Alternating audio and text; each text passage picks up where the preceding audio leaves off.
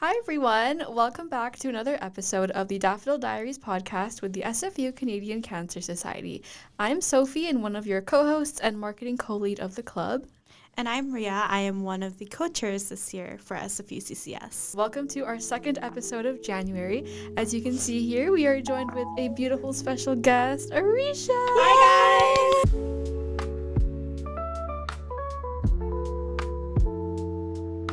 I'm Arisha, and I am a second year in health sciences here, and I am also a cancer survivor. Yeah. Amazing. Yes, and we're so grateful. She reached out to us and she was interested in being on the podcast, and we're so happy to have our execs featured on.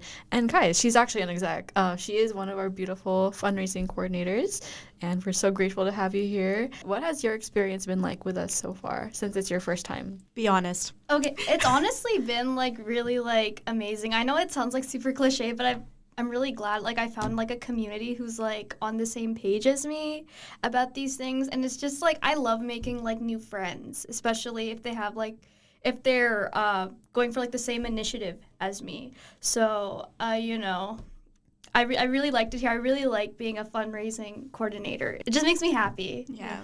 I remember when we were interviewing Arisha, I remember being really excited and I really wanted her to be on the fundraising team.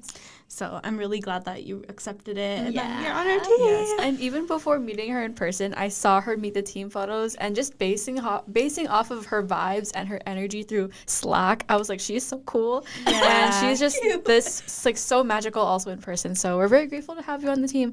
And fundraising has been doing great, and we're very grateful for your team too. And I'm glad that you've had a good time with us so far. And this episode's all about you. And today we're going to be talking about Arisha's story. We're going to be touching on things like eating disorders, her cancer story. And so if any of these topics make you uncomfortable, then that's no worries at all. Please take care of yourselves. But I think it's also so important to talk about this side of cancer because it doesn't get talked about really often. We haven't touched on it ourselves either. So yeah, I think it's going to be an interesting one. So basically it all started back in I think 2017-ish. A little bit of a fun fact, my dad actually had to go to Poland for 6 months for his work. So he took us with him, and we were all excited because oh wow, new experience, new adventure.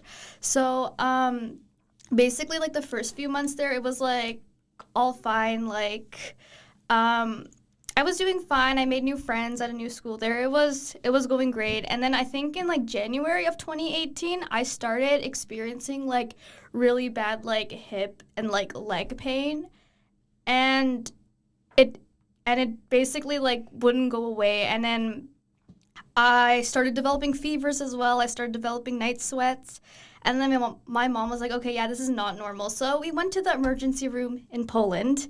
And they were like, yeah, this is just an infection. Here's some antibiotics. So I took the antibiotics for a week, and it seemed to subside for a bit. But then after we finished the antibiotics, there was no other it just my pain came back basically, and they did some blood tests, and then they did find that my white blood cell count was elevated, but they still attributed that to it being an infection. So anyway, the pain would not go away. It got worse. I lost my appetite, and I was just super duper tired all the time. I always slept when I came back from school. And then after we saw this doctor, he was like, okay, yeah, your symptoms are very consistent with juvenile arthritis. So, so juvenile arthritis, if you guys don't know, it's basically an autoimmune disease that attacks your joints. And they thought my symptoms were pretty consistent with that. So they referred us to a rheumatologist in Poland, and then she was just kind of oh yeah, your symptoms do make sense with this. So they admitted me in the Polish hospital for a week, and that's when they started me on a bunch of medicines that are surprisingly also in cancer treatment. So I was started on prednisone, which is a steroid, methotrexate, which is a chemotherapy, and I think a bunch of other stuff, but I can't remember. But those were two the main things. Those are the main things to remember. So after I started taking the methotrexate and the prednisone, I started feeling like better, like my pain seemed to be going away. And this was also around the time we were supposed to go back to Canada. So I was able to go back to Canada like normally without any issues.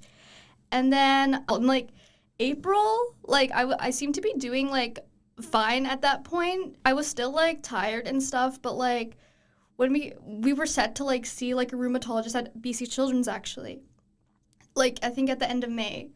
So one day like I was supposed to like decrease like my steroid like dosage. And we did that, and the next day, like, my pain, it came back fully blown. It was horrible. I could not move. My joints felt super stiff. It felt like there was, like, being something, like, pressed on my entire body. So we went to the ER, and they just did the same old thing. Like, oh, here's some pain medication. Just wait until, like, your rheumatologist appointment happens, and just, like, continue following this. So that for the entirety of the month of May, I just, like, suffered, basically. Like, I like even though like my mom like put back like the steroid like dosage to where it initially was, the pain would not go away, and I was just it was horrible. And I think by the end of like May when we went to visit the rheumatologist at BC Children's, they did like a few tests on me. So they did like the blood test and they did an X-ray. And I was actually scheduled to go and get, like, infusions for, like, my supposed arthritis. So, as soon as we got back home, my dad got a phone call from the rheumatologist, and he's like, oh, yeah, her X-ray looks a bit abnormal. And it was, like, it was X-ray of my hip where, like, the pain originated. So my dad was like, okay, yeah, so what do we do now? And then he's like, she needs like an emergency MRI like the next day. So basically we go to Children's early in the morning next day, and they do the MRI of like my hip area. And then they send us to like oncology, and I was like, okay, what is oncology? Like I'm gonna be so real, like, I could have searched it up, but, like, the doctors were not being, like, helpful or nurses when they tried to ask them. They were like, oh, it's just like a study of, like, they were just being, like, very, like, vague. And so my parents, they looked terrified. I would assume they knew what oncology was, but my 11-year-old brain did not know what oncology was then. So we just kind of, like, sat there. And then, like, one of the oncologists came, and he would soon be, like, my main oncologist for, like, the entirety of my treatment. And he came and he was like, okay, yeah, so we initially thought this was like a sarcoma, but it's not. So we want to keep her here for like a couple of days just to like see what this exactly is. So I actually was just admitted in like the regular like inpatient, not like the oncology floor, but like the regular like inpatient rooms for like other like stuff.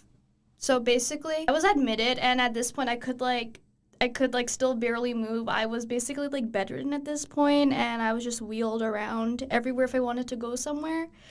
And they just did like a bunch of tests on me, but like everything like was just coming out inconclusive. So my parents were like, okay, yeah, she needs like a full body MRI just to like see what's going on. And they like basically told this to like the doctors, and then finally the doctors listened, and I went in for the full body MRI, and they found a bunch of lesions all throughout my MRI, like all throughout my body, all throughout like my bones, and especially like the area where the pain originated. Oh, also keep in mind, all the blood tests were like inconclusive at this point. So, a doctor comes in like after like seeing my MRI report, and then she's like, okay, yeah, you need to do like a bone marrow biopsy tomorrow. And I was like, okay, what is that? And she's like, oh, yeah, they basically, like, stick a needle into your hip.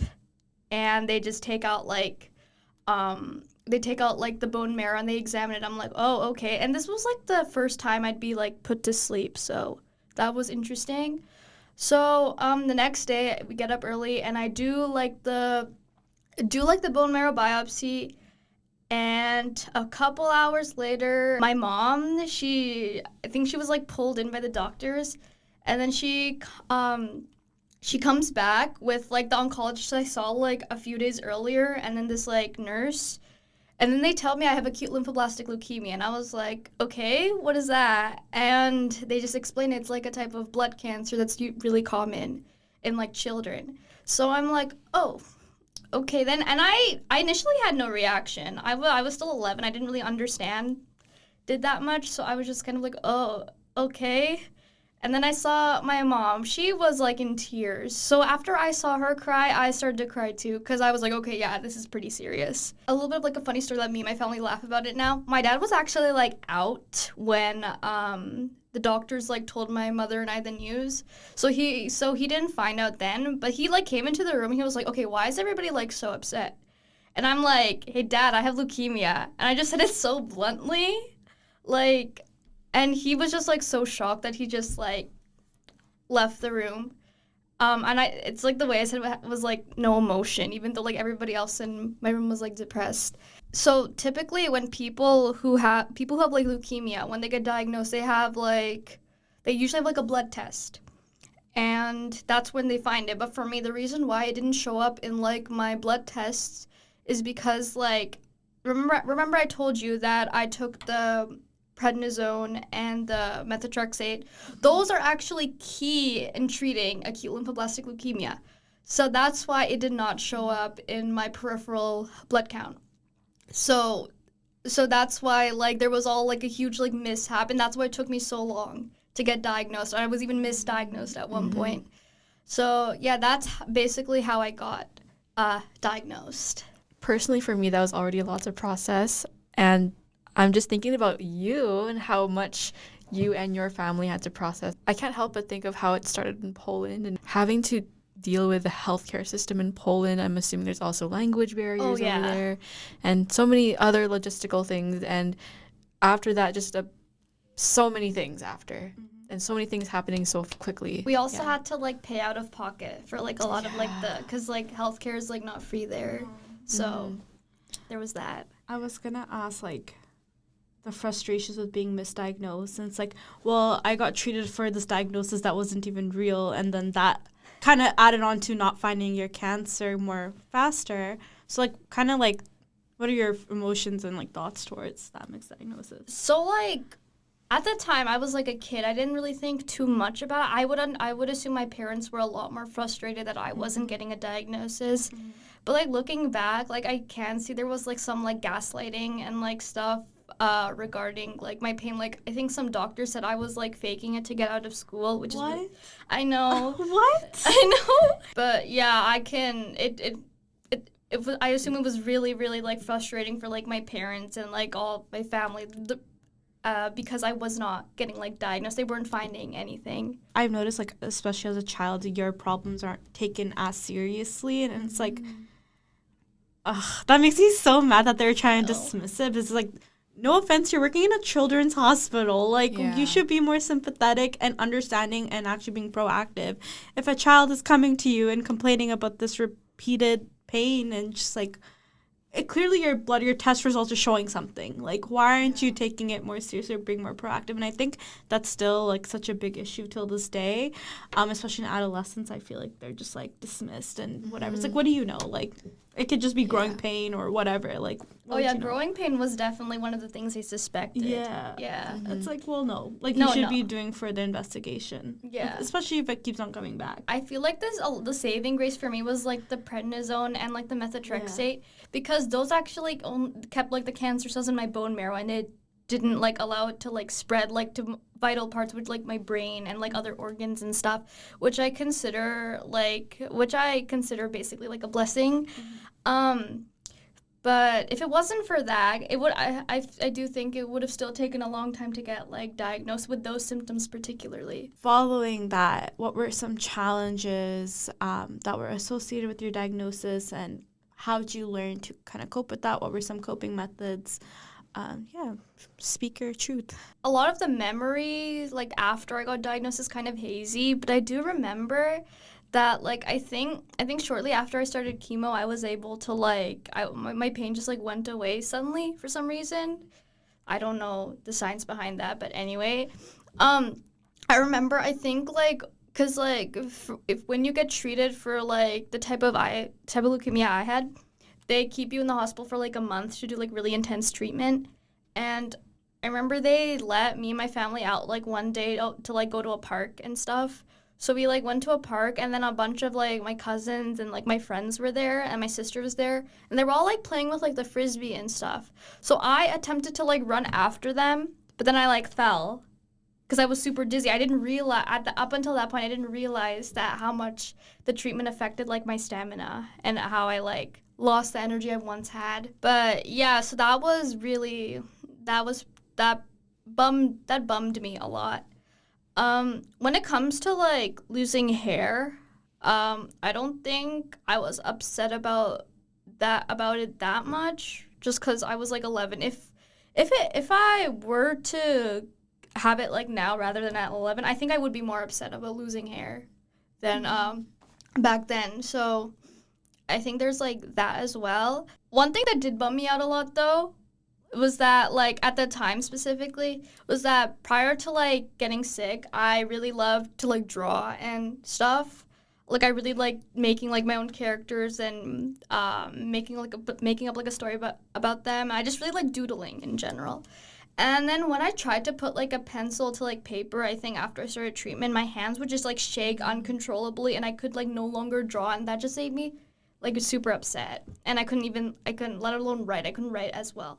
So, I think after that, we started, like, occupational, like, therapy, and I think slowly after that, I just got better use of my, like, hands. So, yeah. That must hurt so much, like but being less able to do something without like drawing. Yeah. I feel like parts of your identity were just slowly being stripped, like your identity as a child, your identity as an artist. Like, it's just like it's kind of being stripped away from you, and you're like you like lose control. Yeah. So there's also like another thing that kind of makes me mad when I like think about it, but like it's okay. I'm fine like sharing it. So basically, like during my like treatment, there would like be like people like saying things to like my mother, like, oh, you need to like stop feeding her like sugar, or you need to stop feeding. I know this happens to a lot of people who get diagnosed. They said I have to change my diet. I think one person said that, oh, it's because like you fed her like too many like instant noodles as a kid, that's why she got cancer, which makes no sense. They don't know what they're talking about. I know. And then I think another person said to my mother that, oh yeah, it's because like you had, like, too many, like, sins, which is why, like, she got... I know. What? I know, because me and my family, because we are practicing Muslims, that, like, really hurt a lot, because we know that's not true, and the people just, like, using that to, like, target us. So... People are mean. People are so ignorant. Mean. That's where uneducation and ignorance comes into play. And it's like you're allocating blame. Like, you're pretty much saying you asked for it because you were doing X, Y, and Z.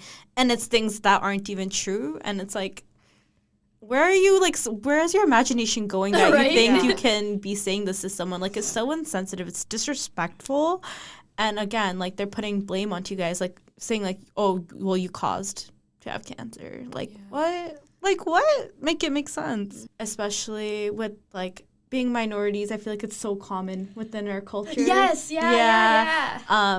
So, like, hearing that, I'm like, yeah, I could definitely think of times where people have said bogus things like that, but it's just, like, you're talking about a child's health. Like, I don't understand why you feel like you need to, like, pop off. Low-key, a lot of that information was probably found off of Facebook. Yeah, literally. It's one thing, like, believing that's another thing actually saying it to someone's face. I know, like, my mother, she was, like, struggling a lot coming to terms with my diagnosis, and there are people, like, throwing that into her face. Like, I also was curious, though, to ask how your support system was like throughout this, and how your experience was with doctors and nurses. So, first of all, my doctors and nurses, they were absolutely, like, amazing. Like, I love them so much. I learned a lot of things from them, especially, like, my, like, oncology, like, nurse, because you have, like, a specific, like, nurse. And my doctor, he was also, like, hilarious. And the nurses, like, because for me, I was super scared of, like, getting, like, my port access, which is, like, a device, like, that's put under your chest to administer chemo.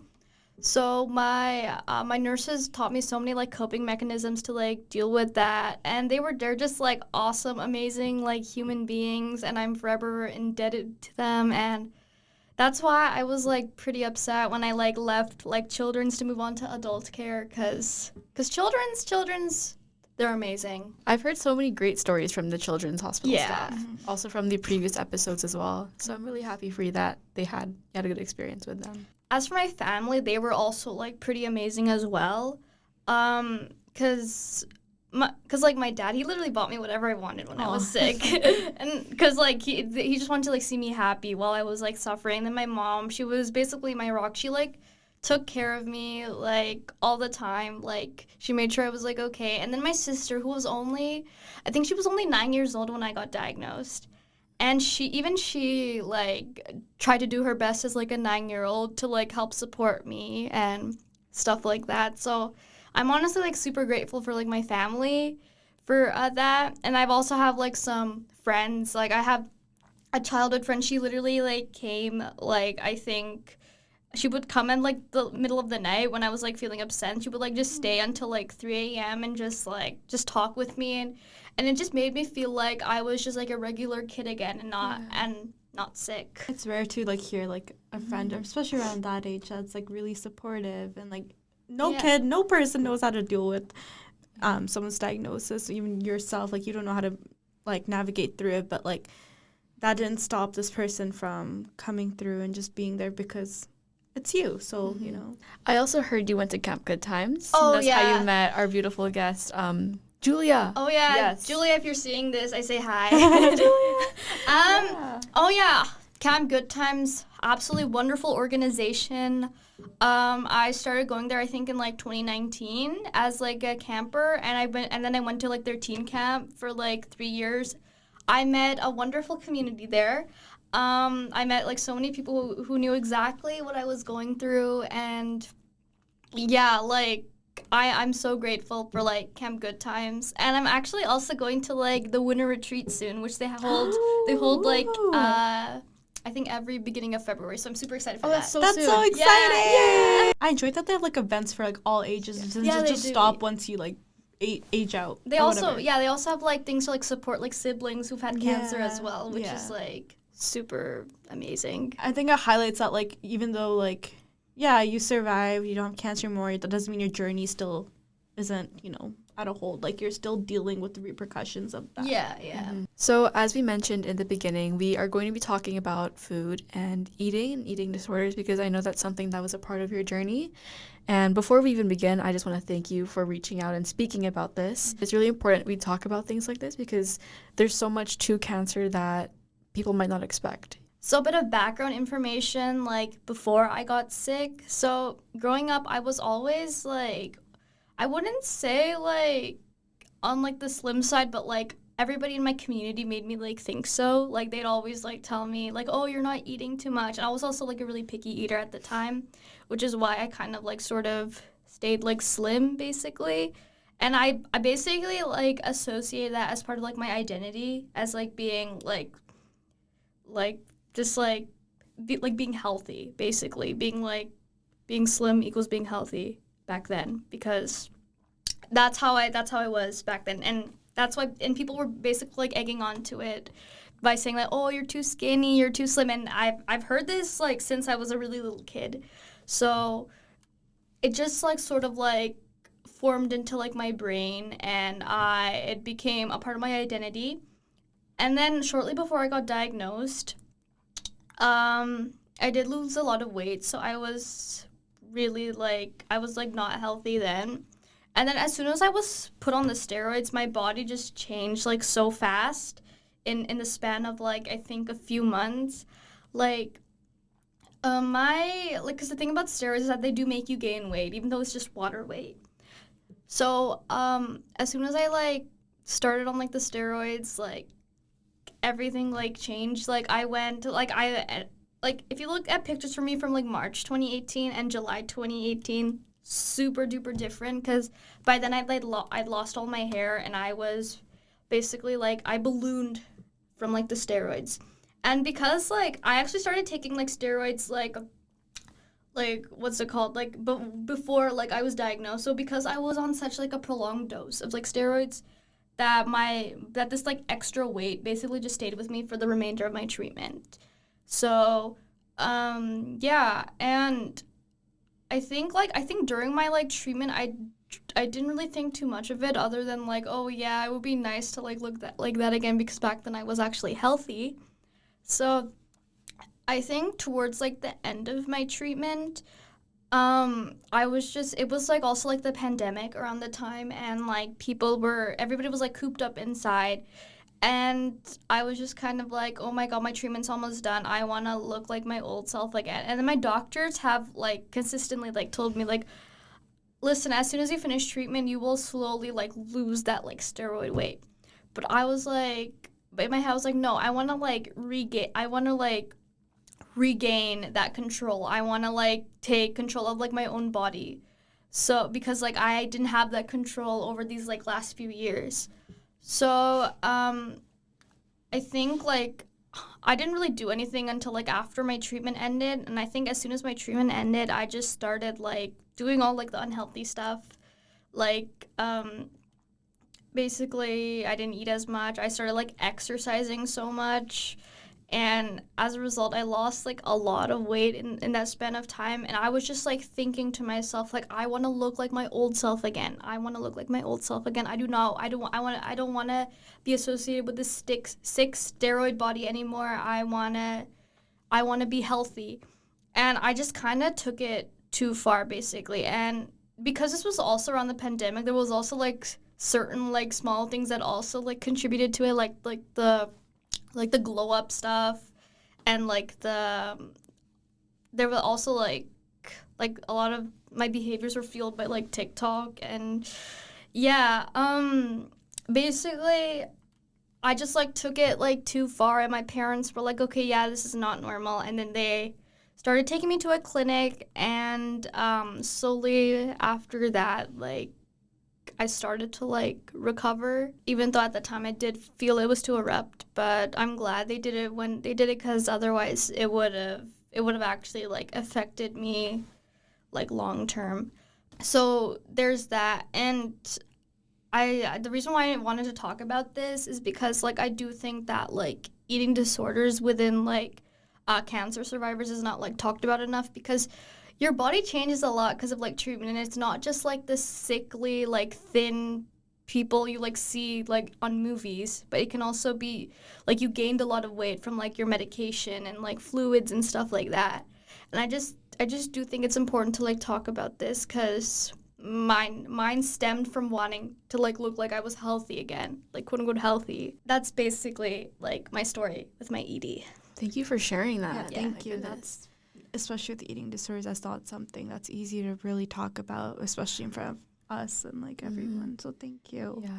I really have a lot of respect for you for sharing that. Thank you. Yeah. I want to first of all touch on the idea of, from the fact that when you were really little, you already had people telling you that, you know, you're skinny, and implanting that idea in your head that this is my identity now. I have to remain this way for my whole life. As, like, much older people, you have no authority, like, commenting on, like, little kids' bodies. Yeah, I do see how hard it must have been to see your body change, especially out of your control. And especially, like you said, during this whole TikTok era of glamorizing all these bodies and these workouts and glow up now and go back after COVID looking whatever. Like, there's just so much going on during that time as well. And you're also a teenager, this, like, prime teenage age. Oh, yeah. I think I was, like, 13, 14, so. Exactly. That's, like, a detrimental age. I know. Yeah. Like, we grew up in a world where we're around technology and influencers, and it's just like, oh, well, you should look like this, da, da, da. And it just, like, really messes with your head, and it ties in to, like, struggles as a teen that doesn't have that cancer diagnosis, to the addition layer of having cancer and dealing with the weight gain and all of that, and again, not having that control over it is even more frustrating. And it really does messes with your perspective on yourself, and your self-esteem. And then another thing is going back into, like, the viewpoints society has of what a healthy body is. I think I still kind of deal with that too. It's like, the skinnier, the more healthier, but that's not true. You can be skinny but not you're not taking care of yourself, you're not healthy, you have health problems. Every body type is a healthy body as long as you're doing well. And I think that's really important to, like, especially people who do deal with eating disorders. Like, you do not have to be a certain type of body to be healthy. Just make sure you're having a balanced meal. Make sure food is fuel. That is such a big thing. Food is your fuel. It's what will get you through. Do not restrict yourself. It is never worth it. It doesn't define who you are. I think that's such a big thing. Just like how your diagnosis doesn't define who you are, your weight doesn't define who you are, your physical appearance doesn't define who you are. And Arisha's like a beautiful example of that. None of that matters. Like, she embodies that. So, yeah, if anyone, listen to Arisha because she is the perfect example of overcoming those challenges and showing that you're more than what you see in the mirror or the constant changes that come with your cancer treatment, your cancer journey.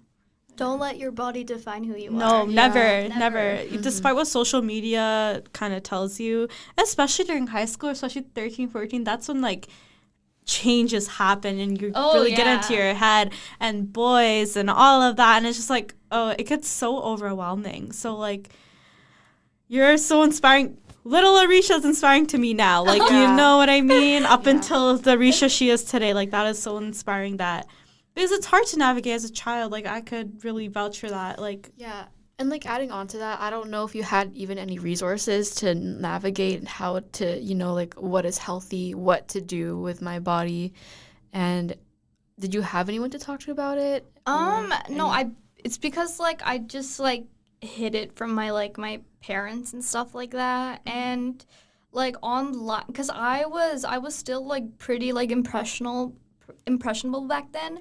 So like you said, I didn't really know what was the correlation between what's right and what's wrong. I thought I was doing the right thing, but then in reality I wasn't. It wasn't healthy at all. And how long, do you mind me asking, how long did this go for? This went on for, I think, about like 6 or 7 months, but like it was like super drastic and like unhealthy. And if I went on like any longer, then it would have actually like impacted like my physical health as well. Yeah. Do you find like those experiences and that mindset kind of ever trickle in to adult Arisha, or like do you ever struggle with that? Sometimes, yeah, I gotta be honest. Yeah. Cause like it's like still in like my subconscious sometimes, like even though I don't want it to, cause like right now I eat very intuitively. I eat when I like want to, or I don't eat when I don't want to, and sometimes it just like comes back in. But then I've just sort of learned to like ignore it and just like brush it off. Like, okay, yeah, I can do whatever you want. You have nothing. You can't control what I do. That just shows that like, quote unquote recovering. I don't know a better word for it, but like, it's not linear. Yeah, like it will come back in there. It's not a step back. Like, it's still. I think it's a huge step forward because now you have the methods to kind of deal with that and be like, okay, well, this is BS. Like, I don't know why my brain's telling me that. Like, we all know that's not true. So that in itself is like a huge growth. And I think like that just shows like time heals. But like as you get older, you know yourself better and you know how to kind of tell yourself like, hey, chill. When was the moment where you realized like this isn't normal? And then when was your sign to like either get help or you just start to turn things around? I do remember this like specific moment. Like initially I was not keen on getting help. I just wanted, because like the thing about having an eating disorder is that you think that like you're not aware of what you're doing is like wrong. So I was like, okay, what I'm doing, I was like super like stubborn, like, okay, yeah, what I'm doing is like right. I know myself best. But then later, I began to like realize the impact, and I think this is like a very like specific moment. But I think like shortly after I like began my recovery, even though I did feel like it was like super abrupt. But I remember this one specific moment. I was like in the car, and then I saw a piece of chocolate, and it was. I didn't have this chocolate in like such a long time. And I feel like after eating that chocolate and realizing like how good it like tasted, I think that was just like a pivoting moment for me to like, okay, yeah, you deserve to eat whatever you want. You missed out on this. So after eating that like one piece of chocolate, I basically was like, okay, yeah, there is a problem with me. I need to get help. So yeah, that's how I began recovery. Wow. Oh, that's so beautiful. Yeah, that's amazing that Yeah. you were like, hey, like, no, this is not okay. Like, you listened to yourself. Yeah. That one piece of chocolate was symbolic. Oh, it was. It was meant to be there in the car that Chocolate day. is life. Yeah, no. Because I do get it. Like, for people that do struggle with eating, it's like an all or nothing mentality. It's like, if I have this piece of chocolate, oh my God, I'm going to gain so much weight. Or if I have to not restrict myself so much. So, yeah, I'm glad that that mindset shift happened for you. You deserve to eat. You deserve to have that sweet treat. Don't ever restrict yourself from something that helps you, ever. Eat what you're craving. Yes, Period. especially as a woman. Like, Yes, oh my no, gosh. real. From that point on, would you say that things got better? I would say so. Yeah, like eating wise, it did become better. I will say that like I still haven't developed a 100% healthy relationship with exercise. Just because I do fear that like I would like do too much like last time. And also because like my physical stamina, it's really not the best. It's really poor. So that's why I didn't really get back into like intense exercise. And if I like do exercise, it's probably just like going on walks and stuff like that. Walks go a long way. Like, They that do. is amazing. You're still moving your body. Yeah, no, you don't need to be, like, doing, like, those intense workouts. Like, as long as you're moving your body in some form, like, that's already a lot. So don't downplay that. In our generation, like, their gym culture is huge. Oh my God! Don't get me started. Don't get me started. It's huge. Everyone and their mothers, like, so active. And I don't know for you guys, but for me, like, that's really gets to me. But it's also, like, you don't know what other people are struggling with, so you can't really judge if based off their I activity think that's level. why I see like a huge like surplus of like protein products whenever I like go out shopping. Yes, it's like in everything now. Yeah. It's like in all these menus. I'm like, girl, give us a break, please. Yeah. Also, I think with exercise, it's just what works for your body as well. Yeah. Because you see all these people weightlifting, showing their workout routines. This is me on the Stairmaster for an hour. Oh my God. Like, whatever your body likes, that is what's going to help you be consistent. And that's eventually going to help you in the long run. So, yeah, listen to your body, eat what you want, exercise the way you want. Yeah, there's so much more that goes into it. But It's just like a mental battle when it comes For to sure. both food, your relationship with food, and your relationship with exercise. I know it's such a huge struggle for including me. Like, I can't imagine. throughout your recovery and gaining yourself again, what things have helped you along the way? Regaining that control by like starting like my journal or like scrapbook basically like helped me in not only like the ED recovery process but also like coming to terms with like having cancer. So like my parents, they encouraged me to like basically eat whatever I want, and I know that a lot of like there were like some people who in the past who said that like, oh yeah, don't eat sugar because of your cancer. No, that's not true. So my parents also encouraged like my intuitive eating, and I also had like a therapist at the time, and she also helped me overcome this. She has a scrapbook that has helped her throughout her cancer journey and also through eating, right? And she actually brought it with her today. Yeah. So she can go ahead and grab that. A little intermission moment. I'm so excited. Guys, it's so beautiful. So the cover was just because I really like rainbows and glittery things. So Yes. that's basically like the simplest reason why I did this as like my cover for my scrapbook. And then I also my cancer journey. Wait, why is this so professional? Like, hello? Basically, like what I did in this like journal or like scrapbook, I don't know, it's like both. I just basically started from like, as I mentioned earlier, like from Poland, and I put in like pictures of myself from back then. I forgot to mention this earlier, but I had like an ultrasound at like at the Poland like ER, and I actually kept like the copy of it, and I just put it on there. Oh, guys, by the way, if you're only listening, now is the time to head to the YouTube channel. Yeah, To see you this need to one. see this. It's crazy. She got like flaps going on. Yeah, Oh my god. I got like some prescriptions. These are from like Poland. You can see the Polish. Oh, that's cool though. Yeah.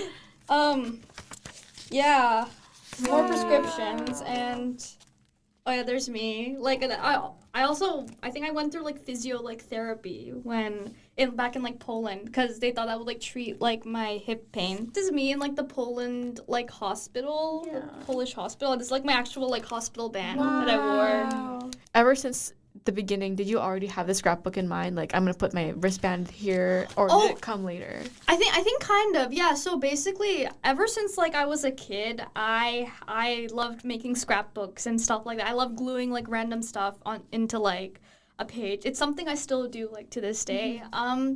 So I think like at the time I did think I had juvenile arthritis, so I was like thinking, oh my god, I should like make like a little like book about that. But then it became cancer, and because my cancer treatment had a lot of side effects and stuff, I wasn't able to like start on this until like very late after my treatment. Also, a bit of a fun fact about me. This is like very silly like fact. In like my journal that I had, I think when I was like in 4th or 5th grade, my family, they were like changing like our carpet in our like living room to like flooring. So I asked if we could glue like a bit of that carpet into like my journal. Literally everything. You took into account everything. Yeah, every little thing. Oh, you're so cute. She's a cutie. Yeah, that's me. Oh yeah, and this is like me. This is like me like sick like on the the couch. I think we have an exact picture of me like this, like my mom took, and I just like kind of copied. Oh, you're so talented, Thank girl. you. So incredibly talented. Oh yeah, more prescriptions. This is from Children's. Wow. Oh yeah, this is when I was first admitted at Children's Hospital, and then the food there. I initially thought it was gourmet, but then I got tired of it. Oh yeah, there's my hospital band from Children's. And this is me before heading into like my full body MRI. And I think this is me before heading into my bone marrow biopsy. And this is me before that. As you can tell by looking like through these like pictures, like my body did change a lot from in just a span of like a few months. So yeah, that's like me after I came out from the procedure, and I was moved up to the 8th floor. Oh, and then this is I put like a little subsection of talking about like ports and stuff. That's so cool. I love that. It's That's not real. That's not real blood. That's not real blood. I specified it here. Yeah, I think I had some of the numbing cream in here, but it like evaporated, which is unfortunate. Wow. I put on like this Glad wrap, I think before I headed to the hospital to like keep the numbing cream there, and this is how I would basically like go into the shower when I had my port access. Yeah, at this point my hair was cut super short so that when it like fell out, it wouldn't be as bad. And the nurses, they gave like little slips of these like every day for your like blood count. Oh yeah, this is me coming home from the hospital. Aww, the balloon. Oh, this is me getting my head shaved. This is me like I don't remember what I was doing here. I'm pretty sure either waiting for chemo or getting a blood transfusion. I just used this to showcase like my like sudden like change. Like I remember after I like started going out when my counts were like good, like my blood counts. Basically like I did get a lot of stares because back then wearing masks wasn't really like normalized, and also because I was bald and I looked like a balloon. Also, I ate a lot when I was like on high dose steroids. I ate so much. Oh, and then a really like cool like fact. I was actually able to see like my bone marrow like under like the microscope. So here's a picture of that. I was actually able to see it like my cancerous bone marrow. Like I was able to see the bone marrow before I went through chemo, like the diagnosis one, and then like after. Wait, that's so cool. Yeah, like the one after Logie looked like Swiss cheese. Oh, that's me getting a blood transfusion. I look pretty grumpy because steroids also affect your mood as well. Oh yeah, because of like my cancer treatment, I missed like the majority of like grade 7. And an unfortunate part is that a lot of people in grade 7 are kind of mean. So I had like people like saying that, oh, like my cancer was contagious, and a bunch of people. Are you serious? I'm not kidding. And like they would just like sort of like, I don't know, a lot of people would like stay away from me. I only had like 1 or 2 like people stay by my side. Another like really like funny fact that it's like gives me secondhand embarrassment is that when I like walked into class like the first day when I came back from treatment, I got a round of applause and that my teacher played the fight song. Okay. Oh, I don't know what to think. Sorry, what? Yeah. Oh my goodness. I understand the good intentions, but like Girl. my parents were like there too. We were all just like kind of like looking awkwardly at each other, like. That's so uncomfortable. I know. Wow. They like put me on the spot immediately when the first thing I wanted to be was be like a regular kid again. Yeah. They have good intentions, Grown but it person came out. doing this. I know they had Yeah. good intentions, but I actually celebrated my birthday in the hospital. The nurses like. I don't think I have a picture of the nurses here, but there was like the nurses. They surprised me with like a birthday cake and like a bunch of presents. Super sweet of them. Stop. Unfortunately, though, because like chemo makes your taste buds change, I was barely able to eat anything. So yeah, but it was still fun, and I really liked my presents. Oh my god, your opinion. Loki, think I should have been more creative with my costume because I was bald. No. It's okay. These things I stole. They're like they basically like put them around your like thumb or like your toe when they're like measuring like your pulse. This is me with like my oncology nurse Emily. Aww. Yeah. Shout out Emily. Shout out Emily. And there was like a small point where my hair grew back because I had like a whole month break from chemo, and during that time we just basically like went out, and I did feel sort of like regular at that time. Oh, a little bit of a hurdle that I went through in my treatment. I had a seizure actually, because like I would also get chemo injected into like my spine, and they would go to like my brain just to prevent any like blood brain like crossing for like any like cancer cells to like resurface there. So as a result of like the chemo, I had some like neurotoxicity there, and I had like a seizure, and then I had to like do an MRI of my brain as shown here. And then more pictures of me getting a blood transfusion. I met the Vancouver Canucks, which is pretty cool. Oh my That's so cool. Yeah. Unfortunately, I don't really follow hockey, so I don't know who any of these. It's like, okay. people It's are, fine. but- It's a flex though. Yeah. Going to the ER, oh my god, at like 3 a.m. when you had a fever. That was one of the things about having like a port. You have to like, if you had any kind of fever, you had to immediately like boot it to Children's Hospital and like get that checked out because there's a risk of you getting like a line infection. More prescriptions and stuff. Oh yeah, this is me counting my days down to like maintenance, which is supposed to be like the quote-unquote normal, like regular part of like my treatment. Spoiler alert, it did not feel normal to me. Me and my family, we after I started my maintenance, we went to like vacation a lot just to make up for like lost time. Ooh, I have another flex. So oh my god, now this is like one of my biggest flexes. Like, you guys heard of like St. Jude's Hospital, right? Mm-hmm. Yeah. Yeah. This man right here is the reason why I'm still here. He's like the one who researched my exact like leukemia treatment. Really? Dr. Pui, yeah. Oh. Yeah. That's crazy. I know, like, wow. That's really sweet. I was like bro, this is my celebrity. Yeah, I got goosebumps. Yeah. Special. My dad actually kept in contact with him, and he took time out of his like day to like respond to like my dad's concerns and stuff. This like man is seriously amazing. Oh, this is me, I think. This was my, like, resident oncologist, Dr. Leone.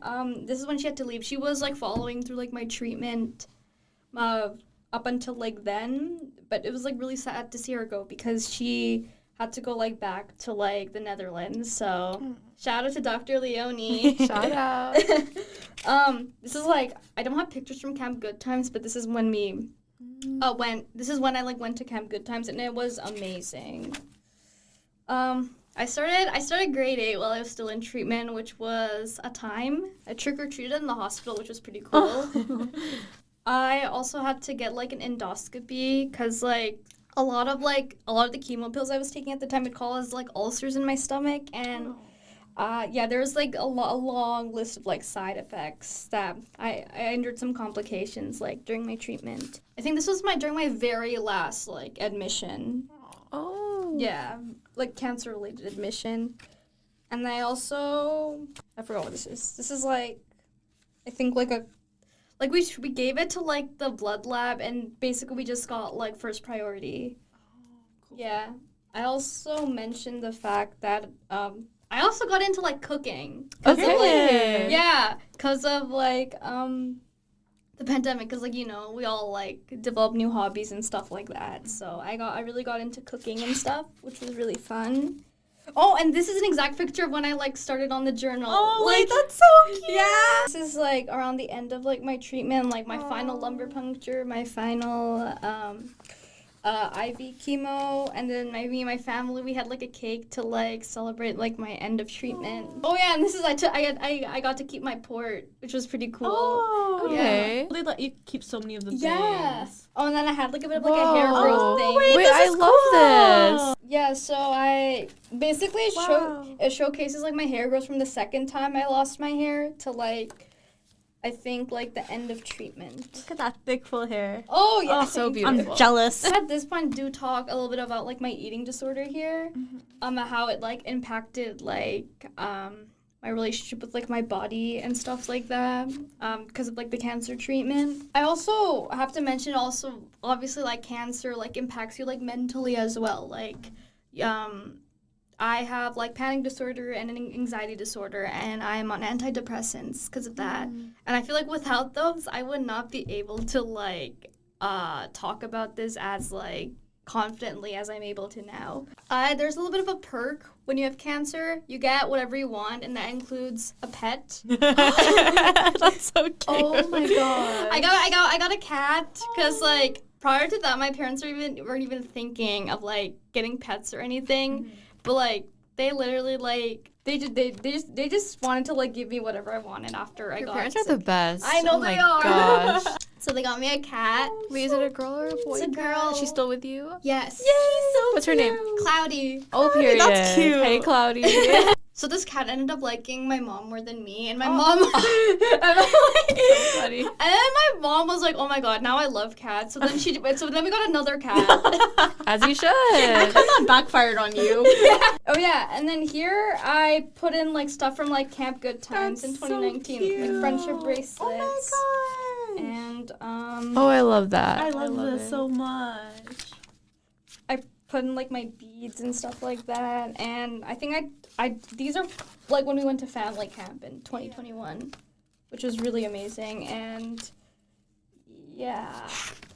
Oh, unfortunately, I did not finish it. For future endeavors in the in life? winter. Yeah, everything. I still have to put in like my Make-A-Wish trip too. Oh my gosh. So, guys, that was amazing. That was so cool. Wow. Wow. I just think it's so special because documenting things in general is so important. It's so fun, and especially your cancer journey is something that is a big part of you. It's so special, and I'm so happy that your family was so involved, and you got pictures of literally everything from the hospital, pictures with your doctors, pictures with your nurses, pictures with treatment, your hair journey, your bracelets, like everything. And as a sentimental person myself, like I'm so inspired. I'm obsessed too. Yeah. I That's was gonna amazing. say it just shows like there's so many healthy coping mechanisms. Oh, yeah. This is definitely one of them. I would say that this was like a healthy way of like me regaining that control, like writing my cancer journey in my like own definition, which is basically how like I was able to come to terms with like having cancer in the first place. Yeah, I think the main thing was just like taking back that control that I had lost. I also remember you mentioning that because of the treatment, you wouldn't be able to draw anymore or write anymore. So I'm also glad that you were able to still create this despite that. And I really do see how talented you are. Oh, so. thank you. No, like literally. Yeah. Thank you so much for sharing this. This is amazing. And I can't wait to see the rest of the pages filled out. You should update us. I'll update you. And it's also amazing that you have this to like look back on and be like, yeah. wow, I got through all of that. Oh, yeah, I'm I did that. amazing. Yeah. That's what I'm thinking when I'm looking at this. Like, look how Yeah. far you came, and like, look where you are now. Now you are literally fundraising money for cancer. And I hope this inspires other people too, if they're going through something, that this is a healthy coping mechanism. You can make it fun, and it's something to look back on. Yeah, also, I want to say this to, like, people who are, like, currently, like, going through cancer. For me, documenting it is something that, like, really helped me. So I would say that this is, like, another thing that you could use to, like, help you come to terms with your diagnosis, help you, like, regain that control, and basically collecting little, like, trinkets, and then later you can see, like, how far you came. I just think that, like scrapbooking, journaling for me is just, like, specifically, it, like, works for me. It doesn't have to work for everyone, but I will say that it's something, like, I would highly recommend to people who are currently, like, undergoing cancer treatment, especially, like, those who are, like, young adolescent. I want to ask you now about where you are currently, and also with your whole journey with school and what you want to do when you're older, because I know you're going down the health sci route. So give us an update on how life is currently and plans for the future. Okay, so yeah, my journey to school, I basically, like, skipped, like, I think, like, grade 7 and, like, grade 8, and then grade 9 was, like, online. So I was just basically put back in school, basically from grade 6 to, like, grade 10, basically. Wow. Yeah, and I luckily had, like, amazing, like, support there at the school who helped me, like, transition back into, like, school and, like, things like that. There's also something called chemo brain that still affects me sometimes, so I do have to work a bit harder than some people to, like, get, like, the result I want. And yeah, currently I think I'm doing pretty okay, like, in the school side. I think, yeah, like, my classes are going okay and stuff like that. Like, I wouldn't say I'm doing, like, absolutely extraordinary, but I think I'm, like, pretty confident and, like, happy of where I am currently. Mm-hmm. So, as for, like, what I want to become in the future, I know I'm, like, taking health sciences, but the thing is that, like, I actually want to work in education in the future. Oh, yeah. I can see you work in education. Initially, I did want to become, like, an oncologist and stuff like that, but I realized that was not the path for me. Also, I'm really bad at math. So, and I just think my passion, like, lies in, like, teaching about things I'm, like, passionate about. I like yapping. So, and I like helping people. So, I just want to work somewhere in, like, education, and I want to channel the energy that, like, a lot of my teachers, they, like, helped me transition. When I was still, like, struggling in, like, high school, I want to channel that energy into, like, my future students, and basically be, like, a safe space for, like, other people. And yeah. I already feel that That's energy. So amazing. Yeah, it's really amazing. Yeah. I really do hope you go down that route. I feel like that's made for you. The future is in good hands, y'all. Yeah. Right here. I'm just so proud of you. Rhea and I are so proud of you. The club is proud of you. And oh my gosh, I have so much else to say. But I can't wait to celebrate you at Relay. I'm so excited for Relay. I'm so excited. Thank you so much for being with us today and for bringing so much joy to our club all the time, and for all the efforts you've been doing over the past few months, and for, again, sharing your story. I'm probably just going to say the same thing. Like, thank you for being so vulnerable with, like, people you essentially don't really know very well, but, like, you're still coming out here and speaking in front of a bunch of people about not only your cancer journey, but eating disorders was just so taboo. It's still in our society. It's still something that's, like, really hard to talk about. But you did both of them. Even talking about, opening about your antidepressants, like, that's still something most people do not even share with people they're close with. So thank you for sharing that. Thank you for trusting us. I hope you enjoyed this experience. And again, like I said, like, as soon as we interviewed Arisha, like, she just, like, was, like, this bubbly, light person. Like, I think you did bring up, like, your fundraising ideas, and I'm like, oh my God, we need her. I remember being really excited, and unfortunate we stuck with that. decision because Arisha has made such a great impact in our club. So if you guys do come to Relay, say hi to Arisha. She is so bubbly. She's so amazing. She's so energetic. friendly. I'm going to give her the biggest hug after we end this video. Yeah. Thank you guys so much for listening. I hope you took something meaningful away from this episode. Please take care of yourself, and you're not alone. Again, thank you, Arisha. Yeah. We'll see you guys in our next episode. Bye.